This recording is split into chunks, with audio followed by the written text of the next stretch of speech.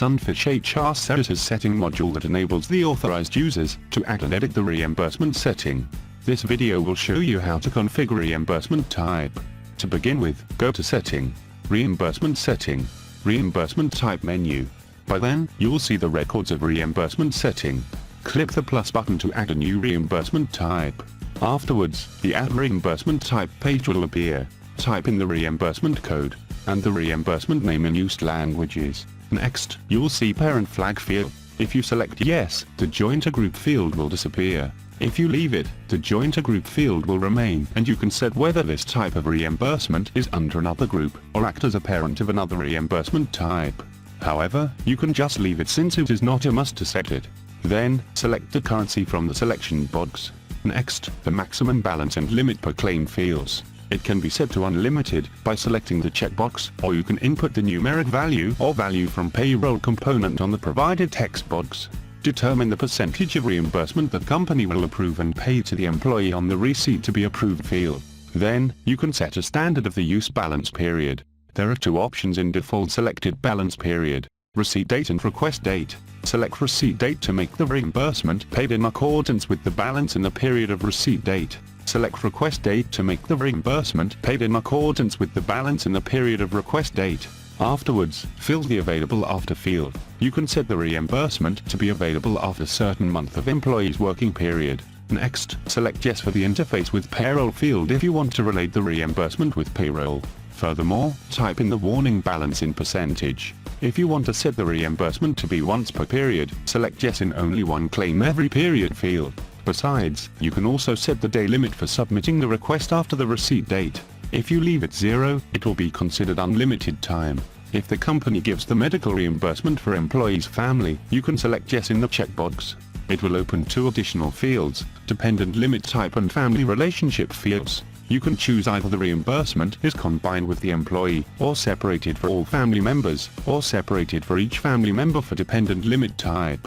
For example, select Combine with the employee. Afterwards, determine family relationship and the amount. If you select Separated for all family members, you need to set reimbursement balance family and claim limit family. Select Unlimited to make it unlimited, or input the numeric value or value from payroll component on each provided text box.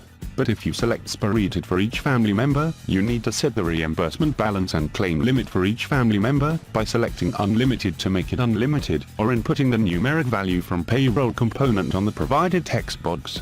Next, Validate claim. Select Yes to set the limit of reimbursement claims validation period. If you select Yes, two additional fields will appear. Determine the validation period for the same type of reimbursement. Set this validation to make the employees cannot request for the same reimbursement type during specific time. Then, you can also determine the validation period for other reimbursement type to make the employees cannot request for specific different reimbursement type during specific time. Whether or not this reimbursement type has a repeat period, you can leave the checkbox or select it and determine the repeat period.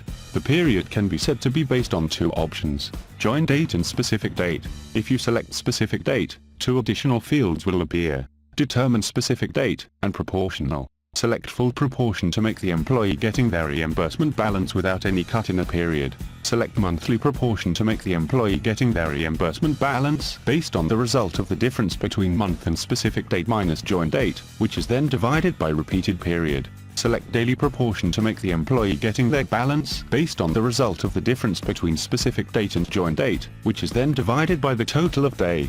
In addition, determine the grace period for active status. If you select Join Date, then you only need to determine the grace period for active status. Set which employee will be given the reimbursement. Select All if it is to be given to all employees. If it is for certain employee, select from the list of employee and move it to the right box. You can also select some employees by holding Ctrl on your keyboard while selecting the employees and moving it to the right box. At last, there is a reimbursement field which consists of some additional fields. Additional notes: disease, doctor, hospital, and room. Then, there are also two columns of display and required for those additional fields. Select Display to make these additional fields displayed in Add and Edit Reimbursement Request. Select Required to make these additional fields as required fields that must be filled up. When you finish, click Submit and the reimbursement type you recently made will appear on the record.